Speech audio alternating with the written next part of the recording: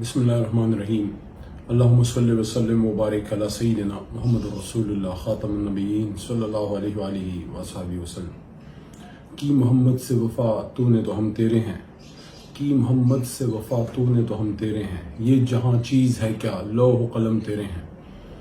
ایک بار پھر ایک بڑی وشس کمپین چل رہی ہے سابق وزیر اعظم عمران خان صاحب کے خلاف، اور بحیثیت تحریک انصاف کے کارکن کے نہیں، بحیثیت مسلمان ایسا پاکستانی میں یہ بات کرنا چاہ رہا ہوں کہ کسی بھی مسلمان کے ایمان کو جانچنے کا ہمیں کسی کو حق حاصل نہیں ہے کہ کسی کو کوئی اس پہ فتویٰ دے کہ یہ کتنا بڑا عاشق رسول ہے یا نہیں ہے، یا اس شخص کا اور اللہ کا آپس کا بیچ کا معاملہ ہوتا ہے۔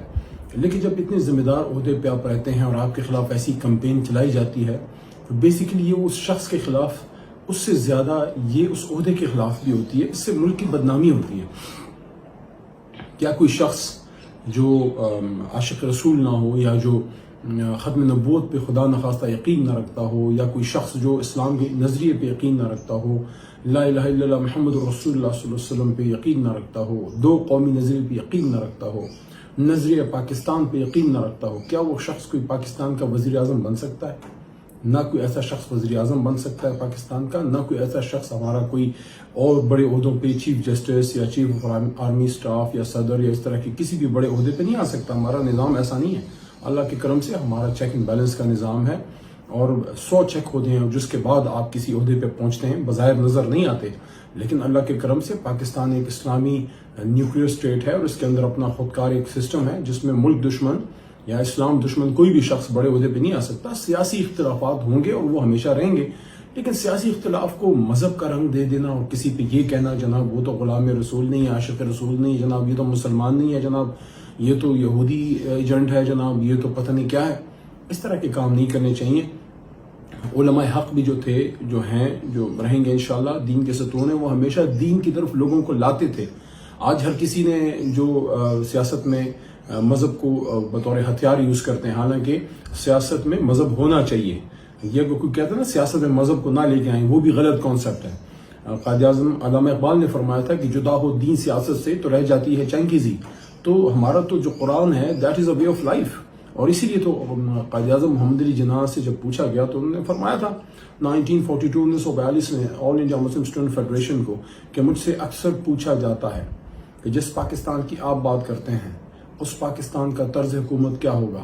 قائد نے فرمایا میں کون ہوتا ہوں اس کا فیصلہ کرنے والا کہ پاکستان کا طرز حکومت کیا ہوگا؟ یہ فیصلہ تو قرآن عظیم الشان میں 1400-1300 سال پہلے ہو چکا۔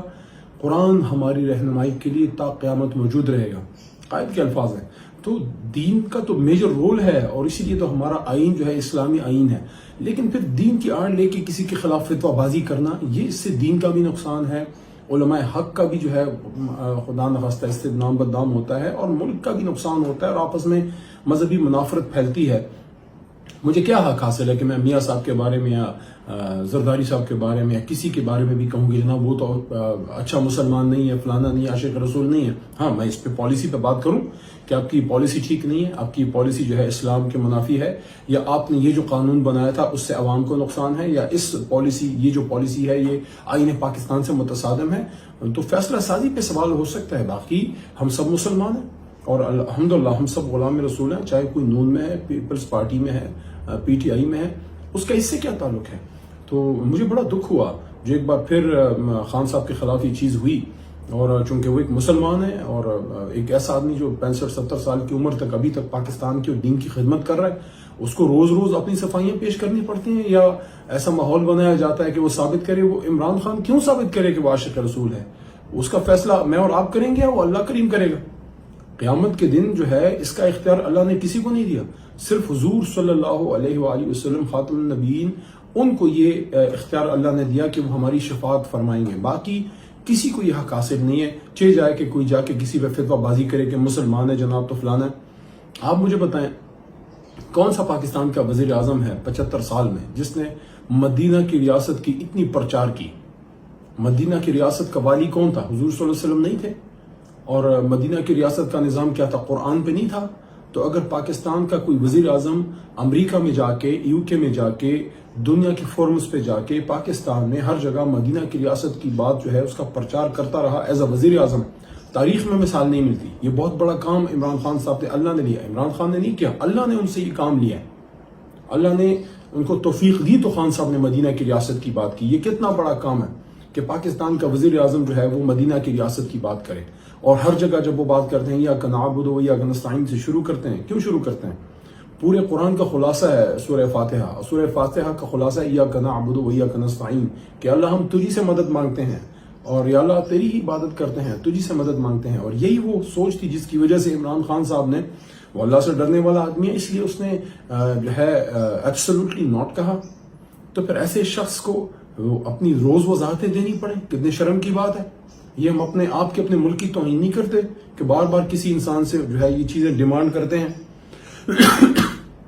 عمران خان صاحب نے جو رحمت اللہ عالمین اتھارٹی بنائی، کیوں بنائی؟ اس لیے بنائی کہ میرے اور آپ کے بچے جو ہیں وہ مستقبل میں حضور صلی اللہ علیہ وآلہ وسلم کی زندگی کو پڑھ سکیں.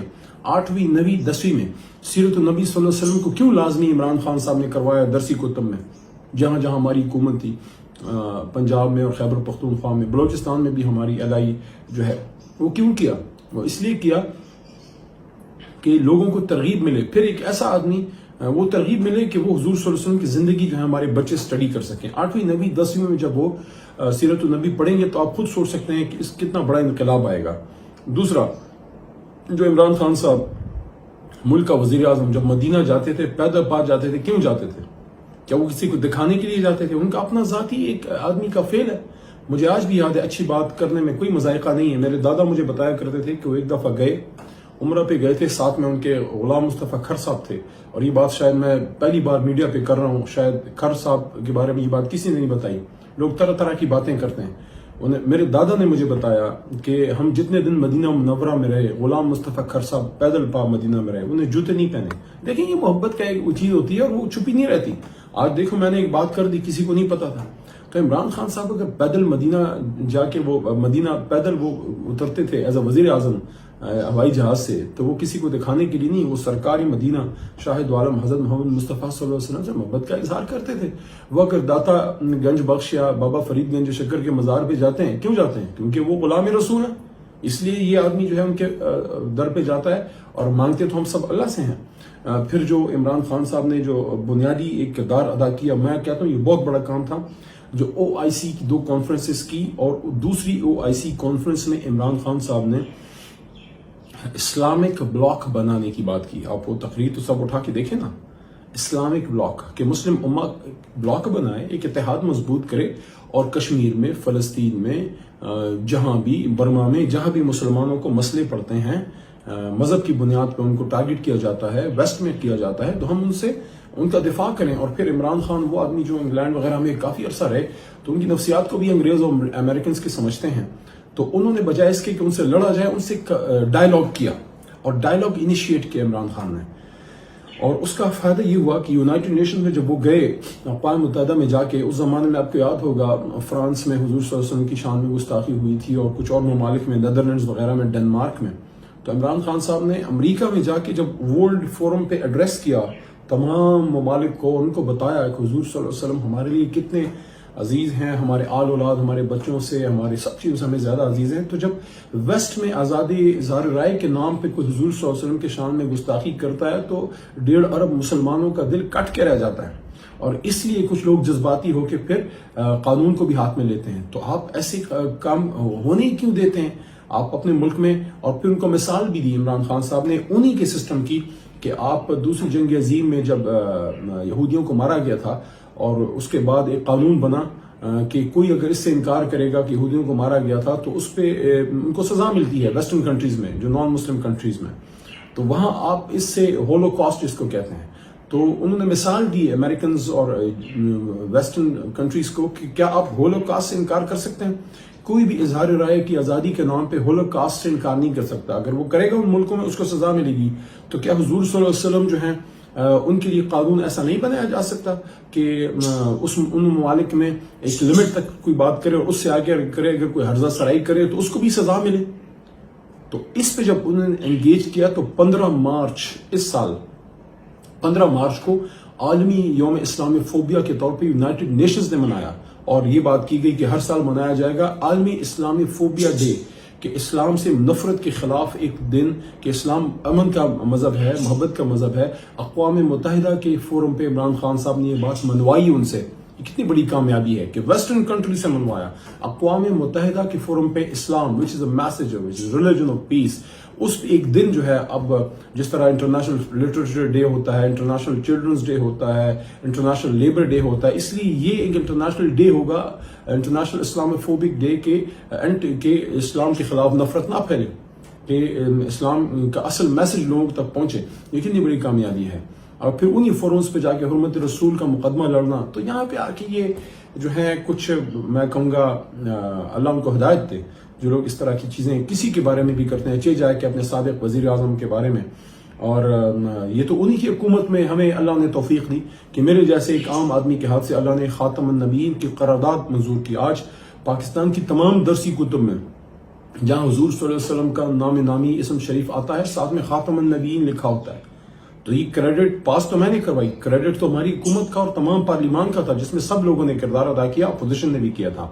तो इमरान खान साहब की हुकूमत में ये ख़ातमुन नबीय्यीन की करारदाद पास हुई।